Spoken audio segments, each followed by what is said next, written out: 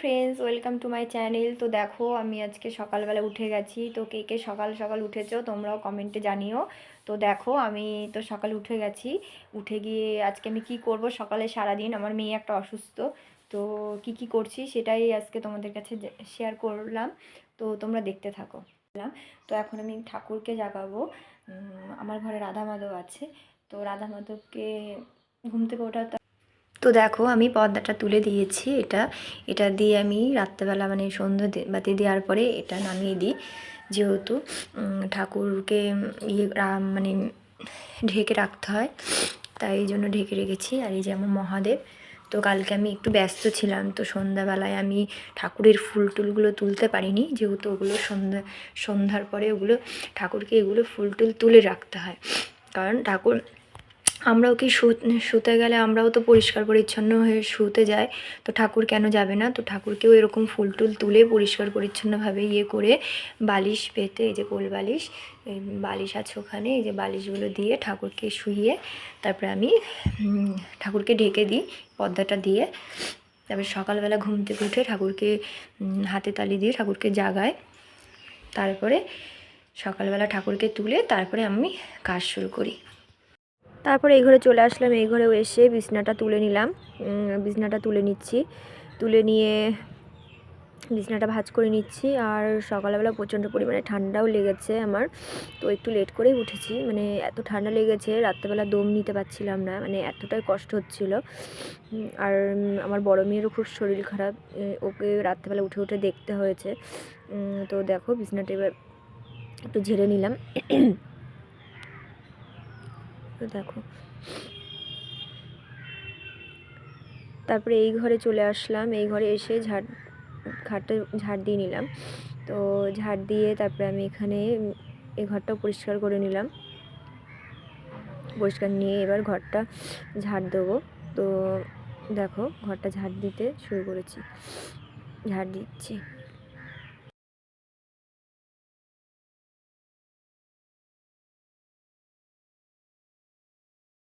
আমার ঝাড় দেওয়া হয়ে গেছে। তো এদিকে আমার মেয়েকে ভাত খেতে দিয়ে দিয়েছি। যে ও সয়াবিনের তরকারি ছিল, তো সয়াবিন খুব খেতে ভালোবাসে, তো ওর জন্য আমাকে একটু রেখে দিতে হয়েছে। তো এই দেখো, আর এদিকে হচ্ছে আমার বড় মেয়ে খুবই অসুস্থ। মানে আমরা একটা জায়গায় গেছিলাম, তো ওখান থেকে এসে ছোটো মেয়ে অসুস্থ হয়ে গেছিলো, এখন একটু সুস্থ হয়েছে। আর এদিকে আমার বড় মেয়ে যে ঝিমাচ্ছে, ওকে বলছি খেয়ে নে বাবু, খেয়ে নে। ও খাবে না কিছুতেই। সকালে মুড়ি জল খেয়েছে। ওদেরকে খাইয়ে তারপরে আমি রান্না করতে যাব। তো রান্না আজকে কী কী করবো সেটা তোমাদেরকে দেখো, দেখতে থাকো। আজকে কি রান্না করব আমি এটাই বুঝতে পারছি না, কারণ কালকে যে মাছ এনেছে, এই যে মাছ এনে রেখেছে, যে মাছটা রান্না করব। তো আর এদিকে যে পেঁয়াজ কালিটা, এই যে পেঁয়াজ কালিটা আছে, পেঁয়াজ কালিটা ভাজা করব। আর কচু তোমার কচু পাতোড়া কে কে খেয়েছো তোমরা কমেন্টে জানিও। কচু পাতোড়া করব। তো দেখো এদিকে রান্নাঘরে চলে এসেছি আমি, এক এক করে যে পেঁয়াজকালি ভাজা করব, তো আলু কাটছি। তো আর এদিকে হচ্ছে মাছের ঝোল করব, সেখানে ওই যে আলুটা কেটে রাখলাম, আলুটা কাটছি। আর একটুখানি ফুলকপি ছিল, তো ফুলকপিটাও দিয়ে দিয়েছি। আর এদিকে আদাটাও, মশলাটার জন্য আদাটা কেটে কাটছি। আর এদিকে লঙ্কা টঙ্কাগুলো গুছিয়ে রাখছি, যেহেতু মশলা করব। আর এদিকে পেঁয়াজটাও কেটে রাখলাম, যেহেতু কচু পাতোড়ায় দেবো। আর এদিকে রসুনও ছুলে রাখলাম। আর এই যে পেঁয়াজ আর এই লঙ্কা চিড়ে রেখেছি। আর এদিকে হচ্ছে তোমার রসুন এই যে ছাড়িয়ে রেখেছি। আর এদিকে আলু আর ফুলকপি, আর এই যেদিকে পেঁয়াজ কালি আর আলু। আর এদিকে দেখো ভাত বসিয়ে দিয়েছি, ভাতের জন্য জল ফুটছে। এখানে সব রেডি করে রেখেছি, এখন রান্না বসাবো। তো এদিকে যে কচুটা আগে থেকে আমি ঘষে নিয়েছি। আর এদিকে তোমার এই যে মাছ দিয়ে ঝোল করব, এই যে মাছ। আর এদিকে যে পেঁয়াজ কালি ভাজা করব। আর এদিকে রসুন, এই যে রসুনটাই যে এর মধ্যে করে কচুতে দেব। আর এদিকে মাছের মশলাও হয়ে গেছে এই যে। আর এদিকে যে কচুতে দেবো, যে কচু পাতোড়ায় পেঁয়াজ আর কাঁচা লঙ্কা। তো এদিকে যে কড়াই এদিকে গরম হচ্ছে।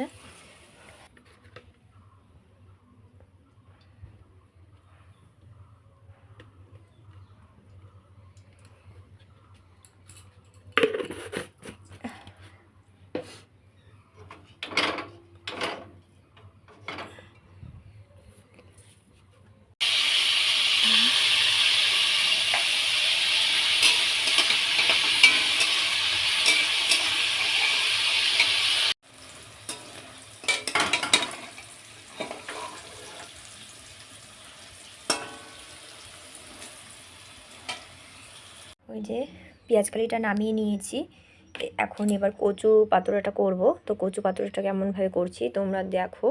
এই যে রসুনটা পেস্ট করে নিয়েছি, এদিকে কড়াইয়ে যে তেল আছে, আর একটু তেল দেব।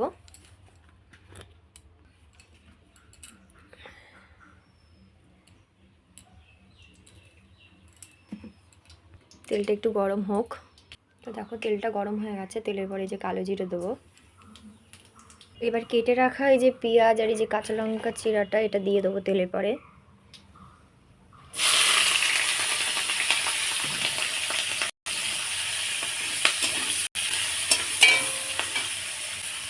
ভেজে তো দেখো এটা প্রায় ভাজা ভাজা হয়ে গেছে পেঁয়াজটা। তো আমি এখন এটা দিয়ে দেবো কচুটা।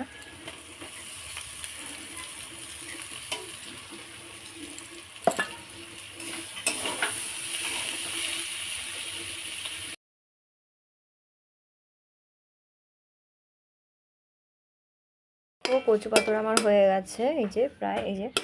তো তো কে কে তোমরা এইভাবে রান্না করো অবশ্যই কমেন্টে জানিও। আমি তো এইভাবেই কচু পাতুড়া করি। তো আরেকভাবেই করা যায়, মানে বেটে পেস্ট করে, মিক্সিতে পেস্ট করে কলা পাতা দিয়েও করা যায়। তো আমি এইভাবেই করি, আমার এইভাবে খেতেই খুব ভালো লাগে। তো দেখো তোমরা কে কে এইভাবে রান্না করো অবশ্যই কমেন্টে জানিও। হ্যাঁ, তো দেখো নিয়েছি, আর এদিকে মাছে এই যে হলুদটা মাছ নিয়েছি। এবার মাছের ঝোলটা রান্না করব।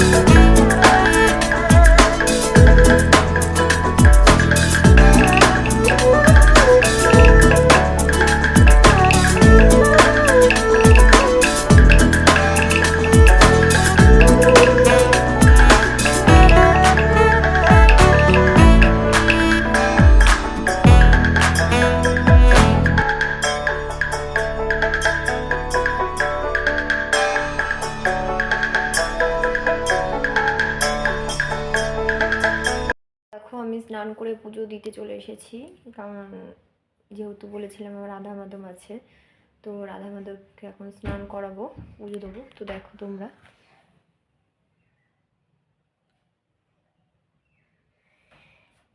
তো দেখো আমি প্রথমে গ্লাসে জল দিয়ে নেব, গ্লাসে জল ঢেলে নিলাম। তো তারপরে এবার আমার মহাদেব আছে, মহাদেবকে স্নান করাবো। স্নান করানোর পরে আমি আমার রাধা মাধবকে স্নান করাবো। স্নান করানোর পরে তাকে জামা পরাবো। তবে দেখো আমার লক্ষ্মী ঠাকুরকে স্নান করাবো, স্নান করানো হয়ে গেছে। এই যে ঠাকুরকে তুলসী পাতা নিবেদন করলাম, এই যে আমার রাধা মাধব, এই যে তো এই যে মহাদেব। তো এখন আমি ফুল দিয়ে ঠাকুরকে সাজাবো। তো দেখো তবে প্রদীপটা ধরে দিয়েছি, এখন এই যে ধূপকাঠিটা ধরাবো।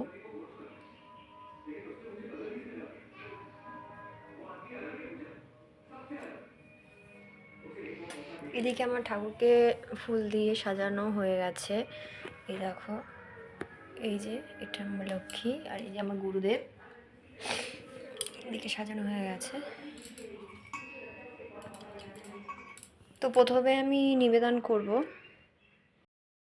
নিবেদন করার পরে আরতিটা করে নিলাম।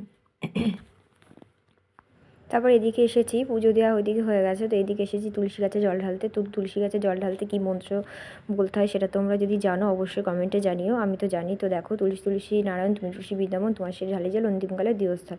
তো এটার পরে এবার ধূপকাঠি দিয়ে একটু আরতি করে ফুলটা দিয়ে নিলাম। তো আমার এদিকে হয়ে গেছে।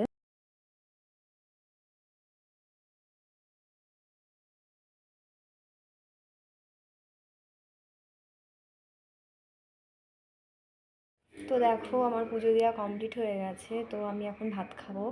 আর স্নান করতে যাওয়ার আগে দুই মেয়েকে খেতে দিয়ে গেছিলাম, তার সাথে ওর বাবাকেও খেতে দিয়ে গেছিলাম, যে ওরা খেতে লাগুক, ততক্ষণ আমি স্নানটা করে নিই পুজো দিতে। কারণ আমার স্নান করে পুজো দিতে অনেকক্ষণ টাইম লাগে, তো ততক্ষণ অনেকটাই দেরি হয়ে যাবে।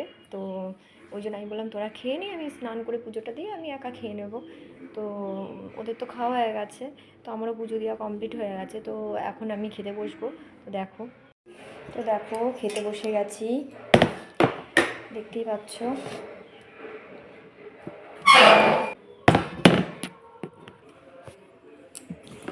দেখো, সবার প্রথমে কচু পাতুড়াটা যে করেছিলাম, কচু পাতুড়াটা দিয়ে নেব আমি।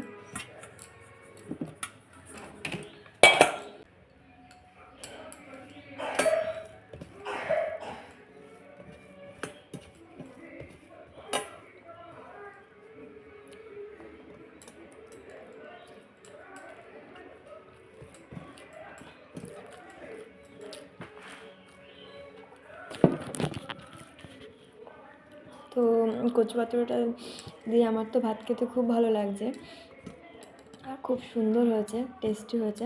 তো এই যে কচু পাতুড়া দিয়ে ভাত খেতে লাগি। তো আজকের জন্য এইটুকুই ভিডিও। তোমাদের ভালো লাগলে লাইক কমেন্ট শেয়ার আর সাবস্ক্রাইব করে দিও আমার চ্যানেলটিকে। তো দেখো, আর তোমরাও ভালো থেকো, সুস্থ থেকো। তা আজকের জন্য এইটুকুই। টাটা।